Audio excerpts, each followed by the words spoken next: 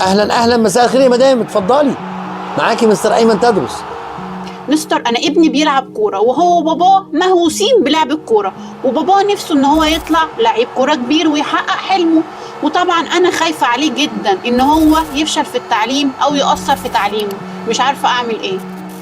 الاباء اللي بيحبوا الكوره قوي بطريقه مهووسه، والولاد طبعا بيطلعوا لابهاتهم، كان في مشكله في تنظيم الوقت. ما هو مش اي حاجه اعملها تدمر الاولويات بتاعتي. ايه الاولويات؟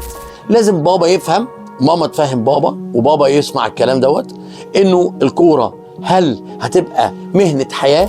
لو هي هتبقى مهنه حياه خلاص، في اكاديميات دلوقتي يا جماعه بتعلم وبكوره، يعني بتتابع التعليم كمان.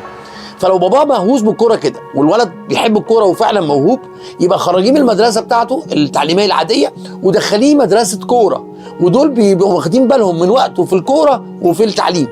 فانا رايي في الحاله دي، لو انت بالحد ده من الهوس في الكوره، ودي حاجه رياضه مش غلط طبعا وانا مش ضد الرياضه، يبقى اتفقي مع باباه انه يروح مدرسه فيها تعليم كوره وكمان فيها متابعه التعليم العادي بتاعه. في مدارس كده كده دلوقتي، ده افضل من ان انتوا تقعدوا تخبطوا راسكم في الحيط في تنظيم الوقت، مش هتعرفوا الا لو عرفتي تنظمي له الوقت، وده شيء تاني.